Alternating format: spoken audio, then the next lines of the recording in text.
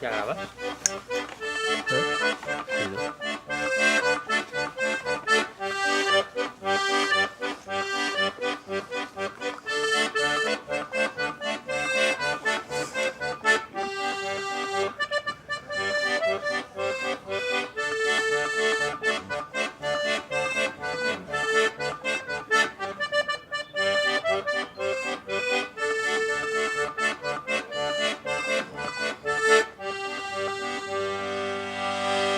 Molt bon dia a tothom. Bon dia. Avui estem aquí perquè us vull explicar un conte, i és un conte dels germans Grimm, i es diu Els músics de Bremen. I diu que hi havia una vegada un ase que vivia amb el seu amo i que l'havia ajudat sempre a portar els sacs al molí. I l'ase, sempre, a veure com feia l'ase? I l'ase aquell dia estava molt trist perquè resulta que el seu amo ja no el volia perquè s'havia fet vell. I l'ase va pensar que se n'aniria a Bremen a fer de músic. A veure com feia l'ase? I un dia, caminant, es va trobar al mig del camí un gos que estava allà a terra i estava molt trist i estava com molt cansat perquè se sentia com bordava. A veure com bordava. Oh, quan l'ase va veure el gos, es va acostar i li va dir: «Ei, gos, però què et passa?» I el gos li va dir: «Oh, que he estat tota la vida caçant i resulta que ara el meu amo no em vol. I estic aquí desesperat».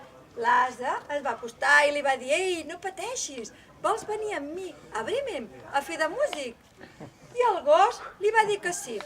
I tots dos van continuar caminant. I caminant, es van trobar un gatet al mig del camí. Què feia el gatet? I el gatet, que estava ben trist, es van acostar l'ase i el gos. I li van dir: «Ei, gatet, però què fas tan trist?» I el gat va dir: «Tota la vida me l'he passat caçant ratolins. I ara resulta que la mestressa no em vol i m'ha fet fora. M'ha fet fora dels pals que em volia donar». I aleshores, a l'ase i al gos li van dir: «Ei, vols venir amb nosaltres? Que volem anar a Bremen a fer de músics». I al gat li va agradar la idea i es van posar tots tres a caminar. I caminant, van arribar a una masia i van sentir un gall que cridava. A veure com cridava aquell gall. I el gall cridava desesperat. I ells tres es van acostar i li van dir: «Ei, gall, però què et passa que estàs tan desesperat?» I ell va dir: «Alça tu, que resulta que demà és diumenge i resulta que amb aquesta masia arribaran molts convidats i he sentit que la meva mestressa vol posar-me dintre de l'olla per fer el caldo». I l'ase, el gos i el gat li van dir amb el gall que si volia podien anar amb ell a fer de música a Bremen. I al gall li va agradar molt la idea i van continuar tots quatre caminant. Però van caminar tant que es va fer de nit i van trasbassar un bosc i allà, al final del bosc, van veure una llumeta petita. Es van acostar i l'ase va mirar per la llum que hi havia perquè era una casa. Van córrer cap allà i l'ase va mirar per la finestra i va veure que dintre hi havia una taula molt ben parada i tot de lladres al voltant de la taula que anaven a menjar. Però ells, que portaven tot el dia caminant, tenien molta gana i van pensar que volien ser ells els que volien estar allà asseguts a la taula. I van tenir una idea, ping, a veure quina idea, així, ping, i de cop i volta, oiteu, l'ase es va posar el primer, després es va posar el gos, de sobre es va posar el gat i després es va posar el gall. I tots quatre van bordar i van miolar i van cacarejar alhora. Molt i molt fort. A veure, ho fem? Cadascú fa el seu so. I ho van fer tan i tan fort que els lladres es van espantar i van sortir corrents cap al bosc. Van sortir corrents cap al bosc i va ser aleshores quan l'ase, el gos, el gat i el gall van poder entrar dintre de la casa i es van posar al voltant d'aquella taula i van menjar de tot allò que hi havia. Hi havia coses salades i coses dolces, hi havia pastissos de xocolata, pastissos de nata, i quan estaven ben tips van decidir que anirien a dormir.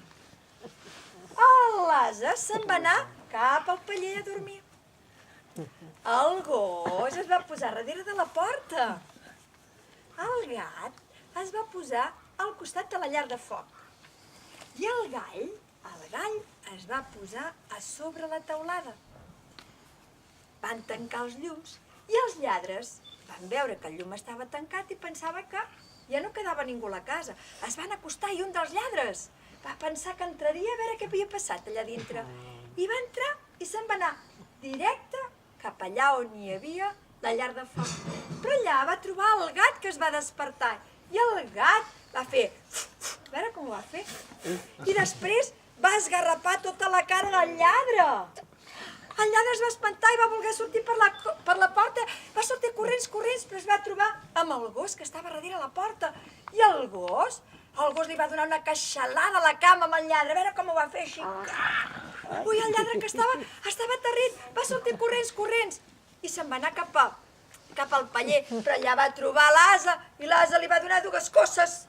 Li va donar dues cosses. El lladre corrents, va sentir com el gall cridava quiquiriquí, a veure? Quiquiriquí. I cridava, i va anar corrents al bosc i va dir: ei, benets, no podem pas anar a aquella casa, perquè a aquella casa hi ha fantasmes. Hi ha uns fantasmes terribles perquè jo he anat allà a la llar de foc i allà hi havia una bruixa que m'ha tirat tot l'alè i a més m'ha esgarrapat la cara. I quan volia sortir per la porta m'he trobat el gos. M'he trobat el gos, que el